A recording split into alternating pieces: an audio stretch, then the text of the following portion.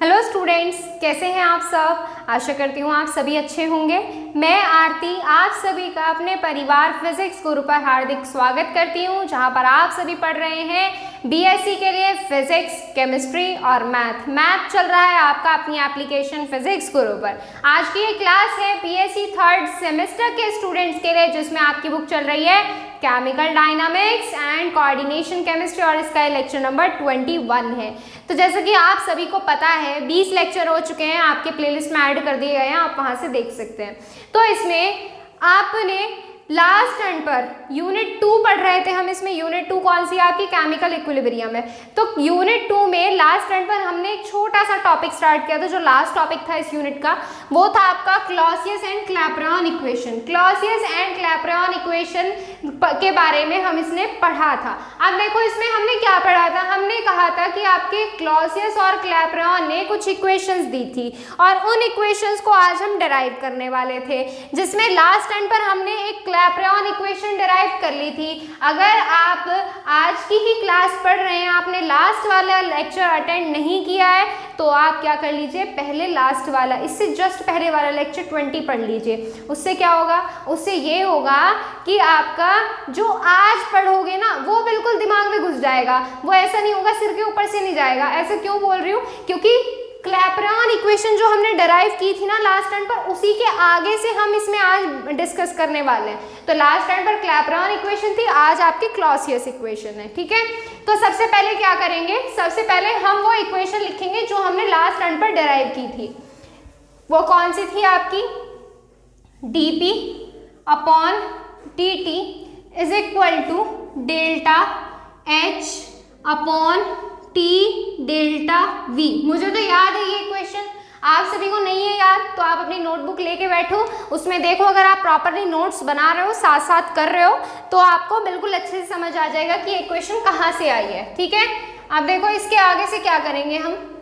ये हमारी थी इक्वेशन नंबर 6 थी आपकी, ये इक्वेशन नंबर 6। अब क्लॉसियस और क्लैपेरॉन की इक्वेशन क्या है, देखो हम, ये थी आपकी क्लैपेरॉन की इक्वेशन। ये इक्वेशन क्लैपेरॉन के द्वारा दी गई थी और ये इक्वेशन जो थी आपकी वेरियस टाइप की, यानी कि अलग अलग टाइप की फिजिकल इक्विलिब्रियम के बारे में इंफॉर्मेशन दे रही थी। जैसे मैंने लिखाया था लास्ट टर्न पर, मेल्टिंग होता है, वेपराइजेशन होता है, सब्लिमेशन होता है, उनके बारे में भी इंफॉर्मेशन प्रोवाइड कर रही थी। तो आज हम इसी इक्वेशन को क्या करेंगे, मेल्टिंग पॉइंट के लिए, मेल्टिंग के लिए, वेपराइजेशन के लिए, इन सारी चीजों के लिए क्या करेंगे, सॉल्व करेंगे। तो सबसे पहले क्या देखेंगे, सबसे पहले लिखेंगे for melting equilibrium. For melting equilibrium, melting equilibrium से क्या मतलब है अभी बताते हैं।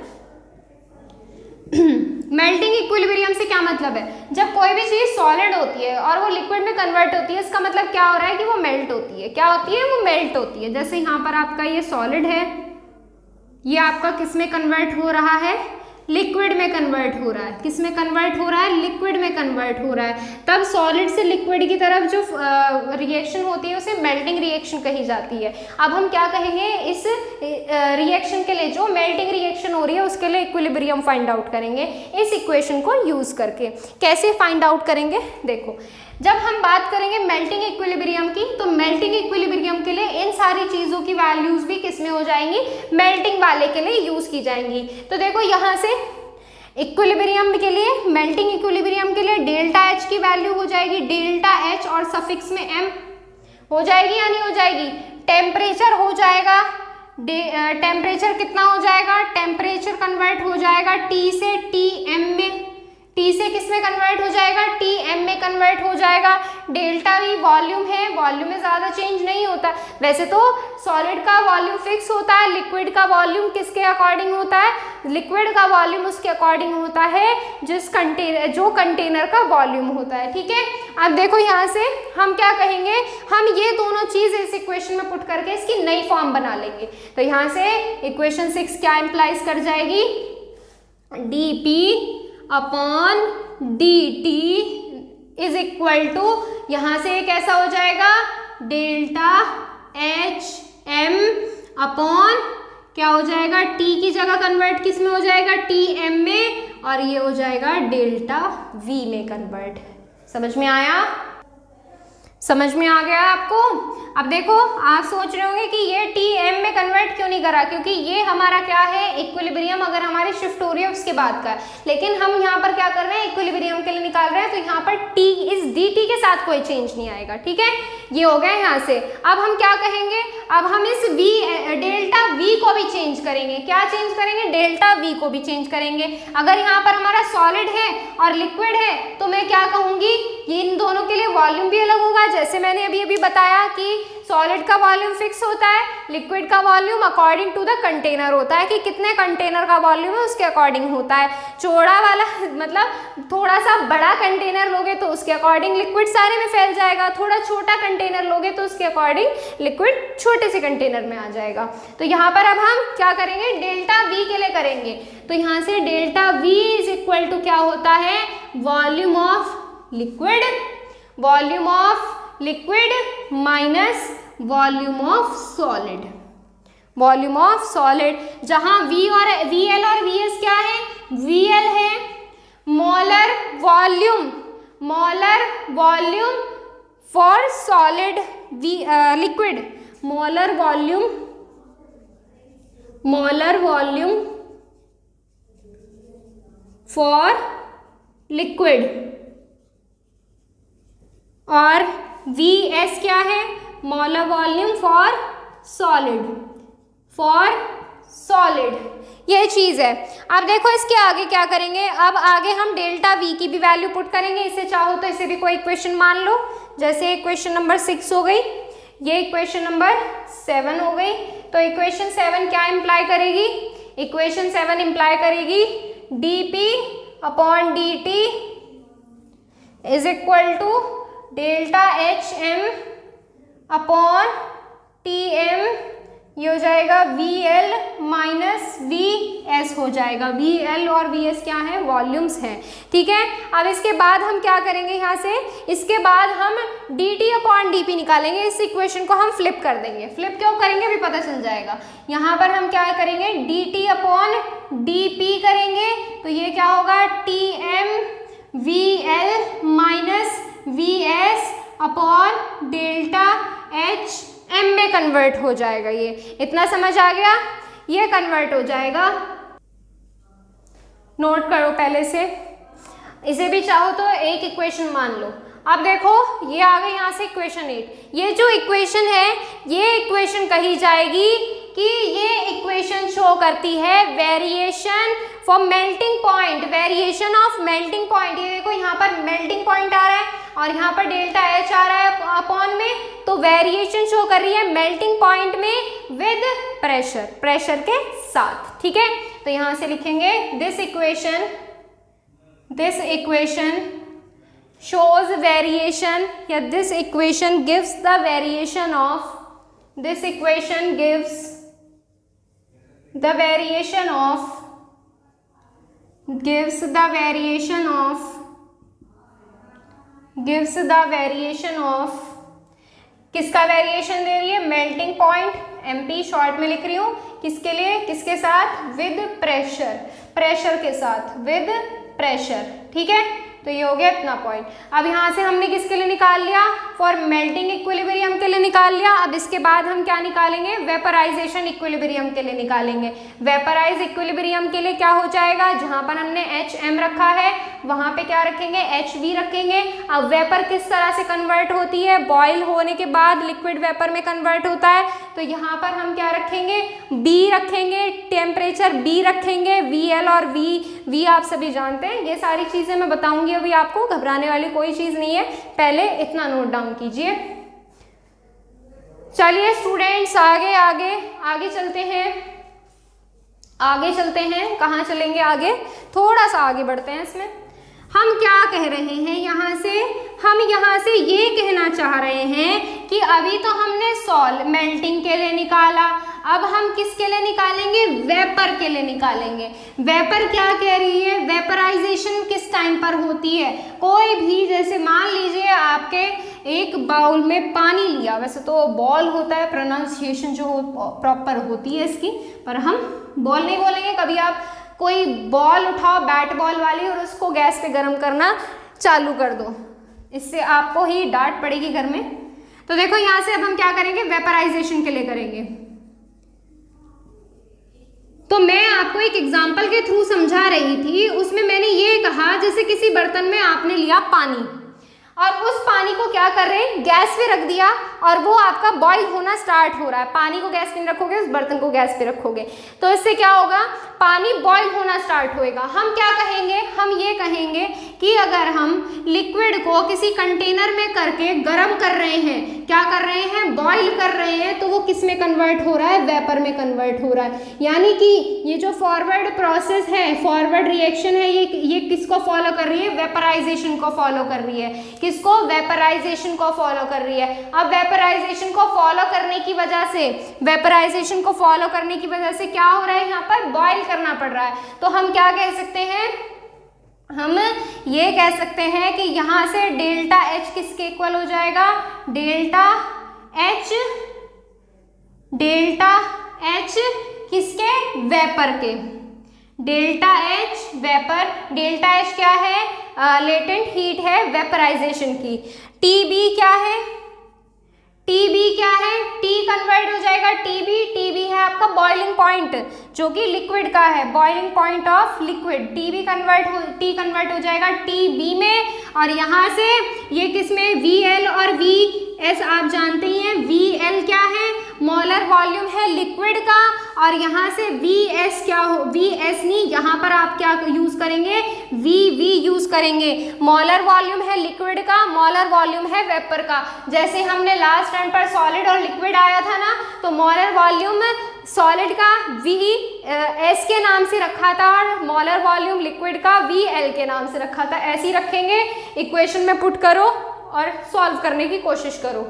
इक्वेशन में पुट, इक्वेशन नंबर 8 नहीं 6 में पुट करो। 6 इम्प्लाइज क्या हो जाएगी, dP/dt,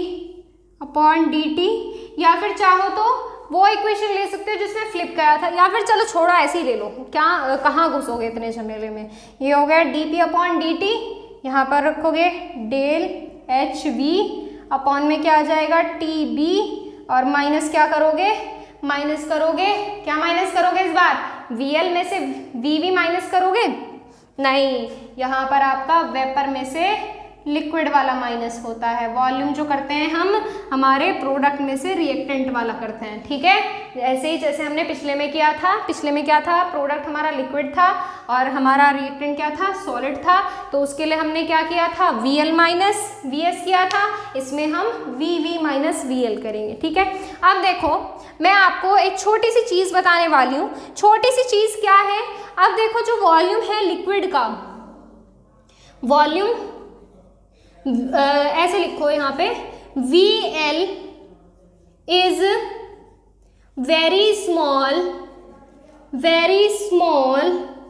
in compare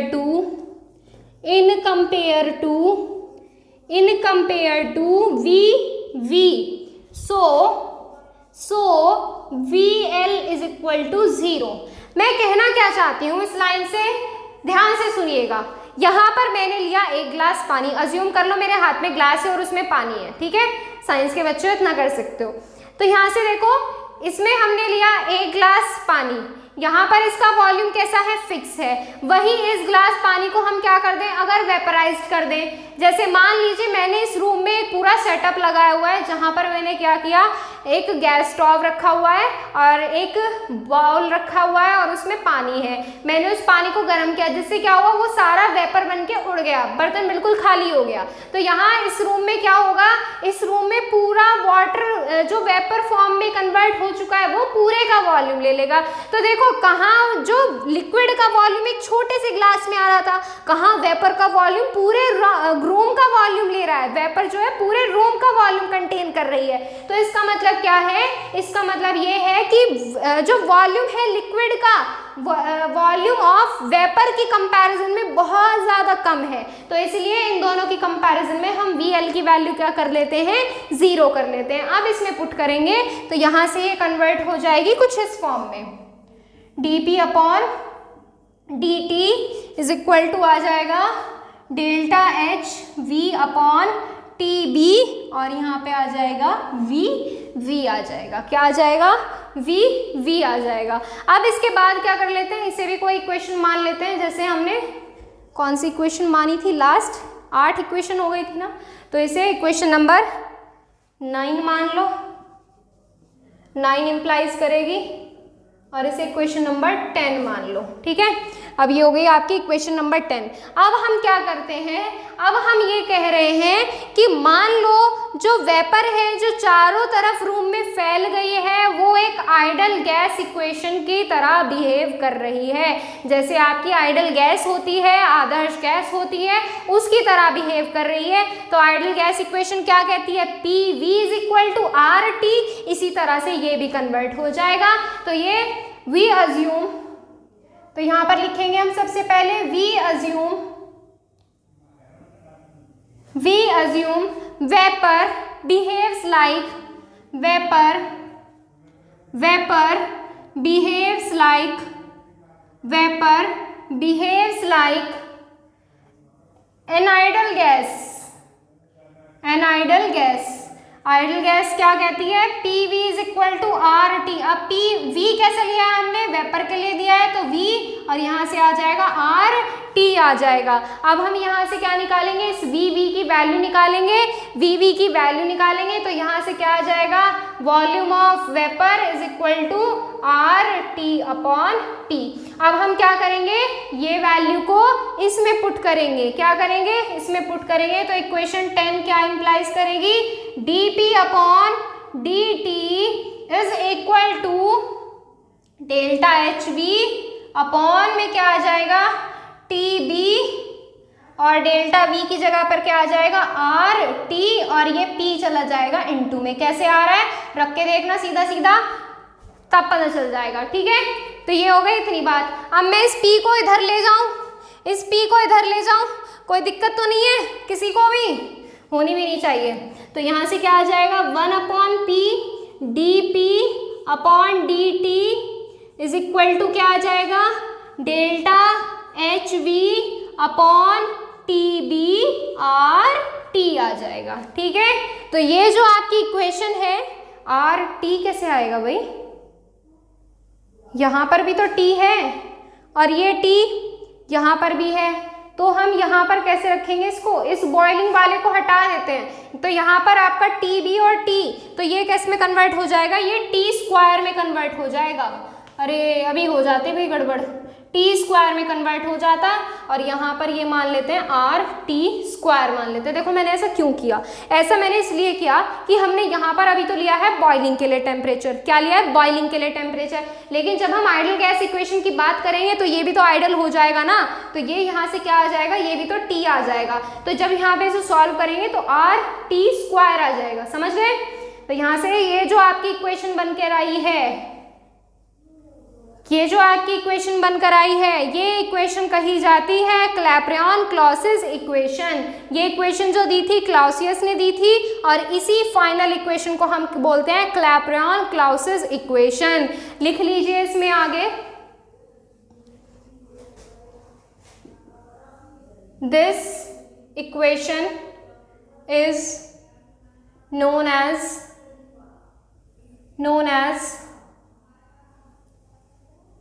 क्लैपेरॉन, ये क्लाउसियस क्लैपेरॉन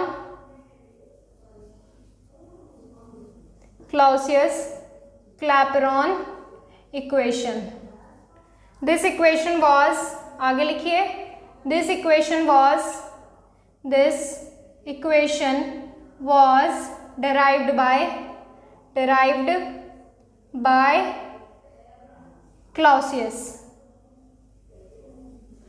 क्लाउसियस, ठीक है। चलो ये हो गई आपकी इक्वेशन। अब इसके बाद ये होता है खत्म नहीं, अभी हम इसमें आगे भी करेंगे। क्लैपेरॉन और क्लाउसियस की इक्वेशन को एक इंटीग्रेटेड फॉर्म में भी पढ़ा जाता है, यानी कि ये जो हमने इक्वेशन निकाली, इस इक्वेशन का अभी हम इंटीग्रेशन करेंगे और इंटीग्रेटेड फॉर्म देखेंगे। इंटीग्रेटेड फॉर्म को लेकर जो न्यूमेरिकल जो फॉर्मूला आपका बनकर आता है, वो फॉर्मूले की वैल्यू पुट की जाती है, कहाँ करने के लिए पुट की जाती है, कहाँ यूज किया जाता है इस फॉर्मूले का, आपके न्यूमेरिकल्स के लिए यूज किया जाता है उन फॉर्मूले का। सबसे पहले आप क्या करेंगे, इस पूरी इक्वेशन का स्क्रीनशॉट लेंगे, फिर उसके बाद हम क्या करते हैं, इंटीग्रेटेड फॉर्म देखते हैं क्लैपेरॉन क्लाउसियस इक्वेशन। क्लाउसियस क्लैपेरॉन जो आपको पहले रखना चाहो वो रख लो, तो क्लैपेरॉन क्लाउसियस क्लैपेरॉन की इक्वेशन का इंटीग्रेटेड फॉर्म देखेंगे। नोट कर लो फटाफट। चलो चलो चलो आगे देखो, इसमें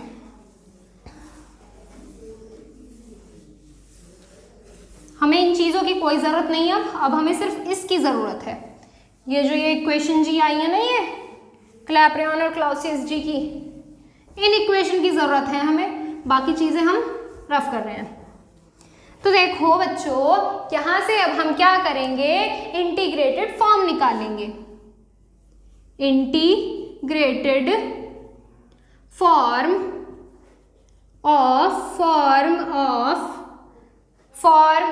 क्लाउसियस Clapeyron equation, Clausius Clapeyron equation, Clausius Clapeyron equation. देखो अब इक्वेशन लिख लेते हैं पहले हम। इसके इंटीग्रेटेड फॉर्म लिखूं या फिर डायरेक्ट आपको समझाऊं? चलो इंटीग्रेटेड डायरेक्ट फॉर्म नहीं लिखते, समझाते हैं आपको। सबसे पहले हम क्या करते हैं, ये हमारे क्लाउसियस क्लैपेरॉन इक्वेशन है, इसकी इंटीग्रेटेड फॉर्म निकालनी है हमें। तो अभी हम क्या करेंगे, सबसे पहले हम कहेंगे इफ टेम्परेचर चेंज टू, या फिर रुको चलो पहले इस इक्वेशन को लिखो, 1/p dp dt उधर पहुंचा दूं मैं, तो ये क्या आ जाएगा, delta H V upon R T square, और ये आ गया डी टी। अब मैं इसके इंटीग्रेटेड फॉर्म लगा रही हूँ, तो मैं यहाँ पर क्या करूँगी, इनके लिए इंटीग्रेशन का साइन शो करूँगी।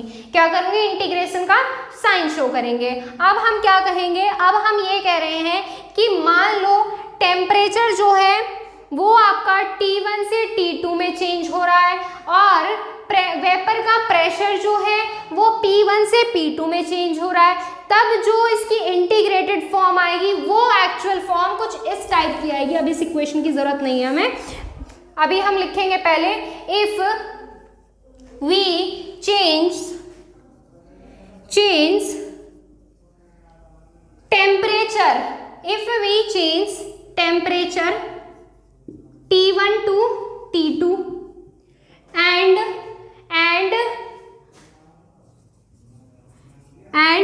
pressure of vapor, या फिर vapour pressure and vapour pressure change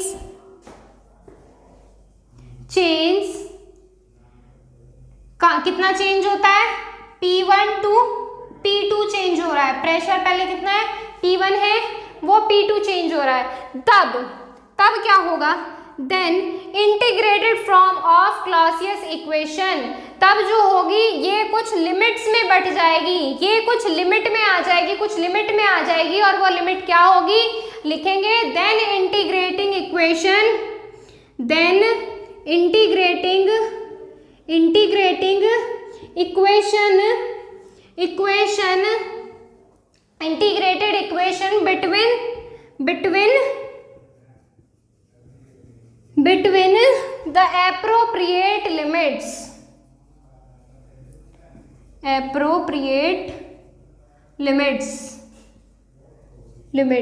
कौन कौन सी लिमिट आएंगी, यहाँ पर हम लिमिट पुट कर देंगे। P के लिए हम क्या करेंगे, P1 से P2 में, और T के लिए T1 से T2 में कर देंगे। तो यहाँ से कुछ इस फॉर्म में बन जाएगा, P1 P2, और ये आ जाएगा 1/p dp आ जाएगा, और इज इक्वल टू में क्या आ जाएगा, T1 T2, ये आ जाएगा delta H V upon R into 1/t square, ये कांस्टेंट है हमारे, और ये आ जाएगा dt। ठीक है, अब हम क्या करेंगे, इसको सॉल्व करेंगे। फटाफट से इस लैंग्वेज का सबका स्क्रीनशॉट लो फटाफट से। अब मैं आपको इंटीग्रेशन करना सिखा रही हूँ, वैसे भी कई बार बता चुकी हूँ इंटीग्रेशन में। तो 1/p का किस में कन्वर्ट हो जाएगा, log p में कन्वर्ट हो जाएगा। तो यहाँ से क्या आ जाएगा, log p, और लिमिट P1 to P2 आ जाएगा। और ये H delta H V upon R बाहर, delta H V upon R आ जाएगा बाहर, और ये 1/t² का कितना हो जाएगा बताओ, 1/t² का। मैं इसको रफली बता रही हूँ, देखो 1/t² में ये ऐसे हो जाएगा, t की पावर 1/2 हो जाएगा इस तरह से, 1/t² का ऊपर चली जाएगी पावर। और जब इसको सॉल्व करेंगे तो कैसे सॉल्व करते हैं, t की पावर n+1 और माइनस n+1, तो -2 + 1 आएगा। तो जब इसको सॉल्व करेंगे तो यहाँ से कैसा आ जाएगा, ये यहाँ से आ जाएगा -1/t आ जाएगा। कितना आ जाएगा 1/t। कैसे बता रही हूँ, सॉल्व करके देखना, खुद पता चल जाएगा आपको, थोड़ी सी मेहनत खुद भी करा करो बच्चों। तो यहाँ से आ जाएगा t1 t2। अब इस आगे इक्वेशन को सॉल्व करेंगे, इक्वेशन को सॉल्व करते हैं। थोड़ी सी जगह नहीं है, मैं इसलिए से रफ कर रही हूँ, यहाँ पर थोड़ी चौड़ी इक्वेशन है, ब्रॉड है, मतलब समझा करो बात को जो हम कहना चाहते हैं। अब देखो यहाँ से आगे क्या करेंगे, ये हम इसमें वैल्यू पुट करेंगे। हम जानते हैं, क्या जानते हैं, वैल्यूज जब पुट की जाती है तो values upper limit to lower limit put की जाती है, ये चीज़ हम जानते हैं। तो यहाँ से ये जो लॉग है, ये कैसा लॉग है, ये नेचुरल लॉग है, जिसको हम ln से भी शो करते हैं। किससे, ln से भी शो करते हैं। नेचुरल लॉग होता है जिसके बेस में क्या होता है, जिसके बेस में e होता है, ठीक है। तो यहाँ से ऐसे आप log e बेस में भी लगा के लिख सकते हो। तो यहाँ पे क्या करेंगे, पहले करेंगे P2 और माइनस करेंगे log बेस e T1, ठीक है, ऐसे वैल्यू पुट करते हैं। अब इसके बाद इसको सॉल्व करेंगे तो ये आ जाएगा delta H V upon R, ये क्या आ जाएगा -1/t2, और यहाँ पर माइनस ऑलरेडी है और एक माइनस और आता है, तो यहाँ से क्या आ जाएगा, ये इस तरह से आ जाएगा -1/t1, ठीक है। अब इसे सॉल्व करोगे तो यहाँ से क्या आ जाएगा, log की प्रॉपर्टी अप्लाई करोगे तो log बेस e P2/P1 आ जाएगा। आगे इसको सॉल्व करोगे delta H V upon R, जब माइनस साइंस को सॉल्व करोगे तो ये T1 प्लस का हो जाएगा 1/T1 और -1/T2 आ जाएगा। समझ में आ गई बात। अब इसके बाद क्या करेंगे, इसके बाद इनको हम सॉल्व कर लेंगे आगे, तो ये क्या आ जाएगा, log बेस e P2/P1 ये आ गया is equal to delta H V upon R, इनको मल्टीप्लाई कर लेंगे तो ये कितना आ जाएगा, T2 - T1 upon T1 T2 multiply हो गई।